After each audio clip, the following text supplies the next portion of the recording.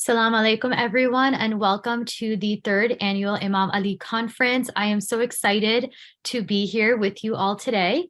Today, I am joined by our esteemed guest, Professor Liyakat Takim.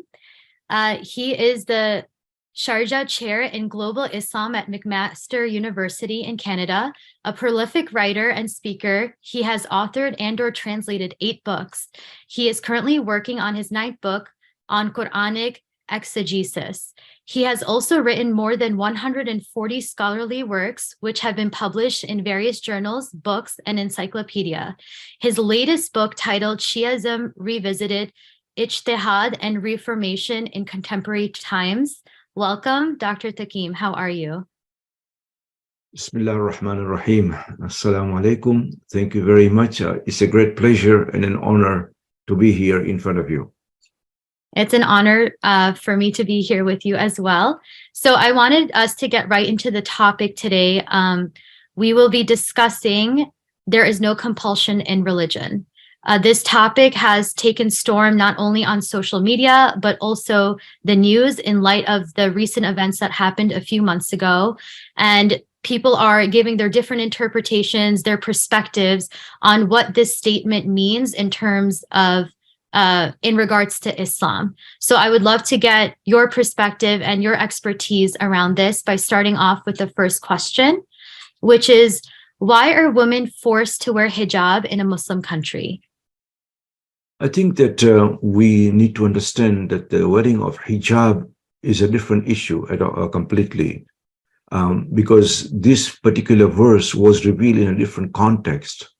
That when you're asked to wear hijab in a country, it's basically to preserve the chastity and the norms. And let's not forget that the hijab is not only for women, it's also for men. So it is more concerned with, the question of hijab is more concerned with upholding certain moral standards in a community than the issue of la ikraha fid din. There is no compulsion in religion, which is a different context completely. Thank you so much. And so why do you think people are punished for leaving Islam if there is no compulsion in religion? Yeah, I think that this is where the issue of la ikraha fid din comes into play, the verse of no compulsion, because the context, according to the exegetes, according to the commentators of the Quran, came about when a Christian called Salim bin Auf converted to Islam. And he wanted his sons to become Muslims too, but the sons refused. And Salim came to the Prophet ﷺ and told him about it. And that's when this verse was revealed, that there is no compulsion in religion. Basically, what it means that faith is a very personal decision, and nobody has a right to enforce faith on any other person. So, for example, the Quran says, amongst many other verses, وَلَوْ شَاءَ اللَّهُ مَا أَشْرَكُوا. If Allah wished, they would not have become mushrik, or they would not have associated other partners. وَمَا جَعَلْنَاكَ عَلَيْهِمْ حَفِيظًا. We have not made you as a watcher over them. وَمَا أَنْتَ عَلَيْهِمْ بِوَكِيلٍ. And you neither are you a guardian over them. In other words, your duty, O Prophet, is merely to proclaim the message, not to enforce it by making sure that people convert. Now, I think it's also important to remember here that the Quran does not state that force is to be used against unbelievers. It is only to be used against those unbelievers who demonstrate hostility to Islam or who threaten the Muslim community or the political state. The Quran goes even further, that when janahu silm fajna ilay, that if they offer you peace or profit, then you must accept peace. In other words, the Quran is very much pro-peace. It's against violence, but violence is a last resort. But the issue of la ikraha fid din is very interesting in that what the Quran says and what some of the rulings have come out are two different things. Because in our fatwa, in our rulings, anybody who renegades or who leaves Islam, what we call murtad, is to be killed. And now there are different nuances on this too, also depending on whether the person who converts was actually born a Muslim or who converted to become a Muslim. Interestingly, the Quran does mention apostasy, which is to leave Islam, but it never ever prescribes an earthly punishment for it. It says that this is something that Allah will punish for. In other words, if a person decides to leave Islam, do I have a right to go and kill him or her for that? And according to the Quran, at least, it says no. Within our fatwa, in our books, it says yes, simply because in the early period, apostasy, that is leaving Islam, was connected with a threat to the political order, to the Islamic State. People were leaving Islam, joining the enemies, and so on, which caused a major problem for the Muslim community.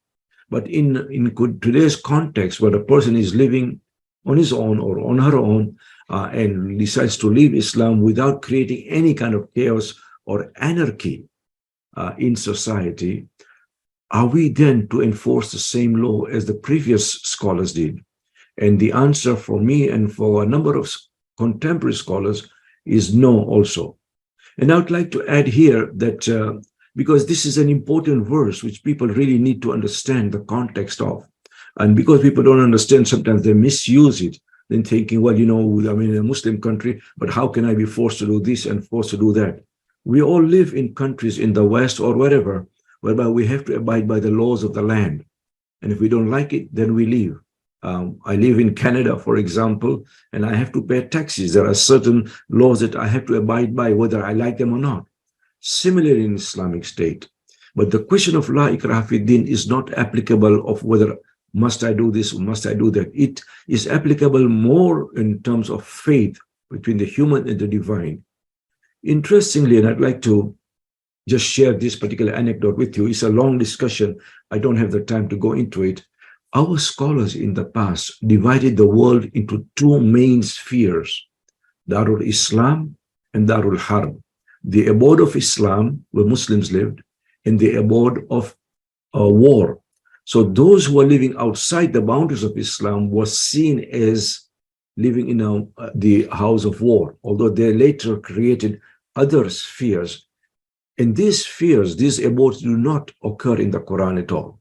It is what we call a juridical construction, meaning the scholars constructed it, especially by the Sunni scholars living in the 8th and 9th centuries, in order to justify the political expansion of the Muslim boundaries. They introduced these spheres and thereby justifying the expansion of Muslims abroad. And what also happened in the same, and we're talking primarily in the Sunni world, by the way, that there were different views on this, that supposing you're going to a land where there are non-believers, they're not Christians or Jews, they're not Ahlul Kitab, but they're non-believers. Can you force them to believe or not? And here again, the question is perplexing for many jurists, because some jurists like Abu Hanifa and Shaybani says, no, you can ask them to convert, but you cannot force them to convert, using this verse. Whereas the Shafi'is, headed by Imam Shafi himself and Sarakshi and a few other scholars, said, no, we are allowed to forcibly convert them in order for them to live under a Muslim state. So you can see that issue here is not about whether you can wear hijab in a particular country or not. It's an entirely different issue. And for the Shias, by the way, the Shias postponed what we may call offensive jihad at all during the absence of the infallible Imam.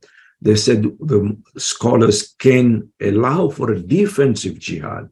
In other words, when somebody comes and attacks a Muslim state, but Shias are not allowed to declare an offensive jihad until the Imam Sahibul Zaman alayhi salam appears. Wow, thank you so much for that.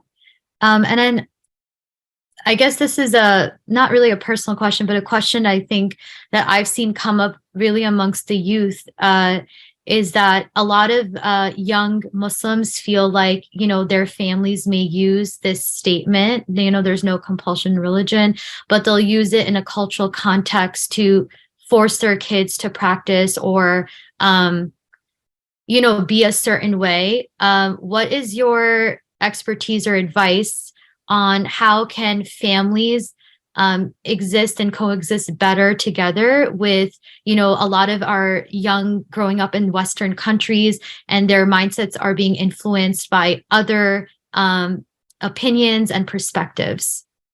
Yeah, again, I see many a time this particular verse is being misquoted, in my view, and misused by certain members of the family who do not like Islam being imposed on them. And I think we have to understand that the parents are duty bound to at least expose their youth to a proper upbringing, to proper Islamic teachings.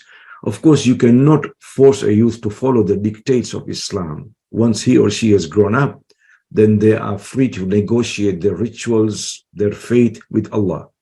In the initial stages, of course, we are required as parents to at least discipline the children, to bring them up with certain moral values, certain standards, certain living, especially in this environment where there are so many other voices talking to our youth. We have the social media now, you have WhatsApp, you have phones, you have television, and so on. So many voices which come and talk and sometimes corrupt the morals of the youth in our own homes. They don't even have need to go out. The cell phone can be a blessing. It can also be a curse at times. So that verse of La ikraha fi din does not apply in this case at all. Because when a parent enforces certain moral standards or discipline on the child, the intent here is not to force a child to believe as much as to make sure that they are brought up with certain proper moral values. Once the child becomes an adult, whether he or she chooses to follow Islam or lead a particular lifestyle, then of course it is up to them. Thank you. No, absolutely. I agree with that in terms of disciplining children. And when it comes to within your home, this applies very differently. And I really loved how you earlier mentioned how this is a relationship between us and the divine. This is our kind of allegiance to Allah, that we are willingly and wanting to become Muslim and be Muslim and practice as Muslims. And like you said, there's so much out there with different perspectives, different interpretations of this Quranic ayat. But I feel that you have really clarified, at least for me, clarified it and made it very clear. And I wanted to thank you for joining us today, again, for the third annual Imam Ali conference. And inshallah, I invite you all to join the other discussions that will be upcoming. Assalamu alaikum wa rahmatullahi wa barakatuh.